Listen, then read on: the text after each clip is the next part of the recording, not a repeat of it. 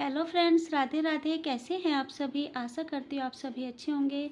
आज है 5 तारीख और दिन है शुक्रवार का। तो ये जो व्लॉग है ये 2 तारीख की मॉर्निंग का व्लॉग है। तो 2 तारीख को जो ये मतलब नए कपड़े थे, आपको पता ही है कि मैं नए कपड़े हमेशा हाथ से ही धोती हूँ। तो ये भैया की जो शर्ट थी वो वाइट कलर की थी, तो सबसे पहले मैंने उसी को ही धोया। तो भैया की शर्ट में कुछ कागज़ और 100 रुपये मिले, तो वो मैं रखने चली गई थी।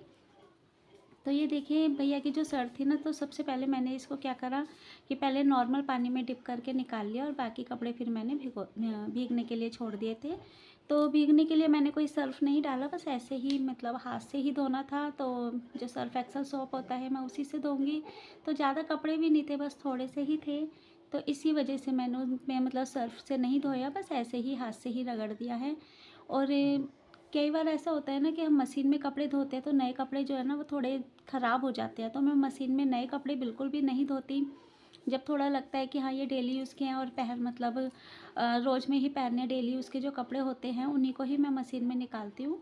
और जो कभी आने जाने के होते हैं कि भाई बिल्कुल कोरे कपड़े हैं या नए हैं, तो उनमें उनको मैं मशीन में नहीं धोती, क्योंकि उनका ना फिर कलर या फिर मतलब मशीन की बात मशीन की होती है, हाथ की ही होती है। हाथ से कपड़े धोने में मतलब कपड़ों की ना एक अलग सी ही चमक बनी रहती है। तो इसीलिए मैं नए कपड़े हमेशा ही हाथ से ही धोती हूँ। तो ये देखिए भैया की शर्ट तो मैंने आराम से मतलब जल्दी से धो दी थी। और उसके बाद थे ये आयु के कपड़े। तो मैंने मतलब ज़्यादा कपड़े थे नहीं, तो मैंने कहा मशीन तो लगानी नहीं है, तो एक दो कपड़े जो फालतू थे डेली यूज़ के, तो वो भी मैंने कहा हाथ से ही निकाल देती हूँ, क्या फिर 2 कपड़ों के लिए मशीन लगाऊँ। और मशीन मैं सही कहूँ ना, मैं हाथ से बहुत कम कपड़े धोती हूँ। जब लगता है ना मुझे कि भाई ये मजबूरी है धोने के लिए, तभी मैं हाथ से कपड़े धोती हूँ, बाकी कपड़े मेरे सारे मशीन में ही निकलते हैं। तो मशीन में एक तो ईज़ी तो हो जाता है, मैं ये नहीं कहूँगी कि मशीन ईज़ी नहीं है, मशीन हमारी फुल्ली ऑटोमेटिक है। तो मशीन में कपड़े धोना ईज़ी तो बहुत हो जाता है, लेकिन जब कभी होता है ना कि कपड़ों को हमें मतलब कलर ना जाए या फिर कपड़े मतलब दूसरे कपड़ों के साथ ख़राब हो जाएंगे, तो उनको फिर हाथ से ही धो लेना चाहिए। वो भी मतलब अच्छा रहता है कि हमारे कपड़ों के लिए सही रहता है। तो जो हाथ से धोने वाले थे वो मैंने धो दिए। मेरी मतलब ज़्यादा कपड़े तो थे ही नहीं, थोड़े बहुत ही कपड़े थे। तो सोचा जो भी थोड़े बहुत कपड़े हैं उनको मैं हाथ से धो लेती हूँ। और हाथ से धोने में एक चीज़ का फ़ायदा हो जाता है कि हम थोड़ा फिट भी रहते हैं। और मैं बहुत कम हाथ से कपड़े धोती हूँ। तो मैं अपनी कहूँ कि हम लेडीज़ों को एक्सरसाइज करने की ज़रूरत तो नहीं पड़ती, लेकिन हमें करनी ज़रूर चाहिए, क्योंकि वैसे तो हम घर का पूरा काम करते हैं तो वैसे ही एक्टिव रहते हैं। लेकिन एक्सरसाइज से ना एक चीज़ का फ़र्क पड़ता है। अगर मैं एक्सरसाइज करना, जैसे मैं ये नहीं कहूँगी मैं बहुत एक्सरसाइज करती हूँ, लेकिन 15-20 मिनट रोज़ अपने लिए टाइम निकाल लेती हूँ। तो एक्सरसाइज़ मैं सुबह नहीं शाम के टाइम करती हूँ, यही मतलब 6-7 बजे के आसपास, जब खाना बनाने का टाइम होता है ना, जब शाम की चाय 4-5 बजे हम चाय पी लेते हैं, उसके बाद ही मैं एक्सरसाइज़ करती हूँ। तो एक्सरसाइज़ से एक चीज़ का फ़ायदा होता है, अगर मैं नहीं करूँ ना तो मेरा शरीर ऐसे बंधा-बंधा सा रहता है, और अगर मैं एक्सरसाइज़ कर लूँ ना तो शरीर ऐसे एक्टिव और खुला-खुला रहता है कि मुझे फिर तो कहीं भी दौड़ा के ले जाओ। तो ये देखिए बातें करते हुए मेरे सारे कपड़े भी खंगल गए, धुल गए अच्छे से। और जो सारे कपड़े थे वो मैंने बाल्टी में डाले, और जो वाइट शर्ट थी वो मैंने अलग से रखी, और फिर मैं नहाने चली गई थी। तो नहा कर निकली थी, तो नहाने के बाद मैं पूजा करने आ गई। तो पूजा का टाइम मेरा यही 10:30 का या आसपास का टाइम था। तो मेरी रोज़ पूजा इसी टाइम हो पाती है। मैं नहीं आपसे झूठ बोलूँगी कि मैं सुबह मॉर्निंग में उठ के ही पूजा करने लग जाती हूँ, क्योंकि सुबह के टाइम बहुत ज़्यादा बिज़ी होते हैं। और मुझे नहीं अच्छा लगता कि इधर सब चिल्लाएँ और इधर हम बस जोत बत्ती कर रहे हैं। तो पूजा के लिए थोड़ा-सा टाइम निकाल लो, थोड़ा लेट सही, लेकिन थोड़ा-सा भगवान जी के लिए मतलब इतना टाइम तो निकालो ना कि हम चाहे 2 मिनट के लिए खड़े होएँ, लेकिन शांति से खड़े होएँ। हबड़ा-तबड़ी में मतलब घंटी बजाकर ना भाग जाएँ, ऐसा ना हो। तो ये देखिए ये इस टाइम आज 2 तारीख थी, तो 2 तारीख के लिए मैं आपके साथ एक बात शेयर करूँगी कि हमारी जो भतीजी है उसकी डिलीवरी होने वाली थी, और वो आज हॉस्पिटल में एडमिट है।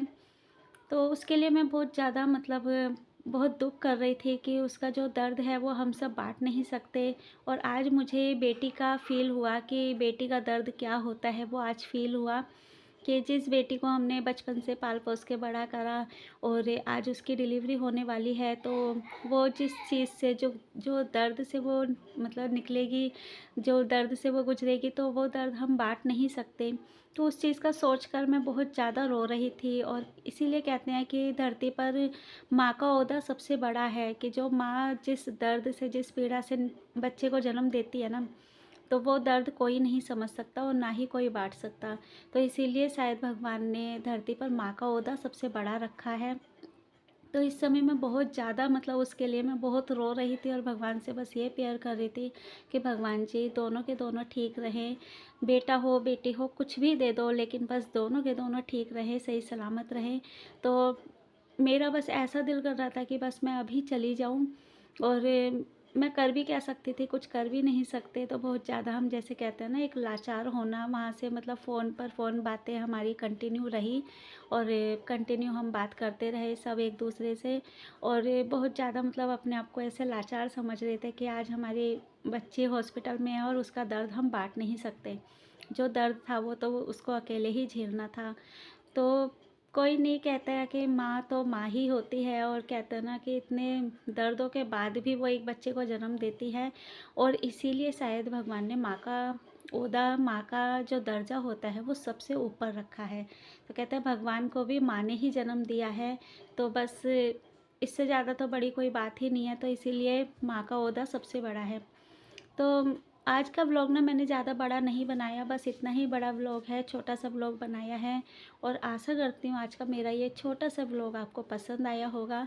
अगर व्लॉग पसंद आया हो तो प्लीज़ इसको लाइक शेयर सब्सक्राइब ज़रूर कीजिए।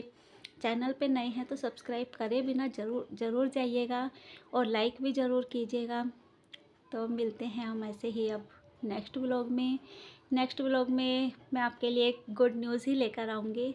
तो तब तक के लिए राधे राधे, बाय।